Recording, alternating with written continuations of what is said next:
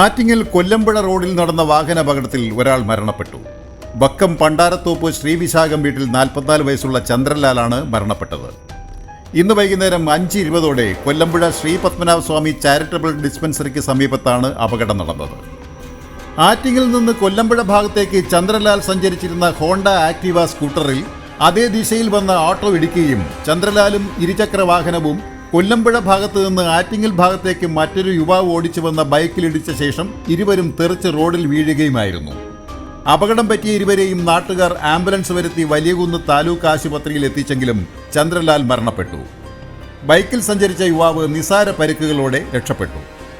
കൊല്ലമ്പുഴ ഭാഗത്തേക്ക് വാഹനം ഓടിച്ചു പോവുകയായിരുന്ന ചന്ദ്രലാൽ മുന്നിലുണ്ടായിരുന്ന ഓട്ടോയെ മറികടക്കാൻ ശ്രമിക്കുന്ന സമയം എതിർദിശയിൽ നിന്ന് വന്ന വാഹനത്തെ കണ്ട് ഓട്ടോയുടെ മുൻവശത്തേക്ക് വെട്ടിച്ച് കയറ്റിയതാണ് അപകട കാരണമെന്ന് ദൃക്സാക്ഷികൾ പറയുന്നു.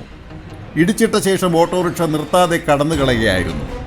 മരണപ്പെട്ട ചന്ദ്രലാലിന്റെ മൃതദേഹം ചിറയൻകീഴ് താലൂക്ക് ആശുപത്രിയിലേക്ക് മാറ്റി. അപകടത്തെ തുടർന്ന് സ്ഥലത്തെത്തിയ ആറ്റിങ്ങൽ പോലീസ് കേസെടുത്ത് അന്വേഷണം ആരംഭിച്ചു. Beacon news, Attingal.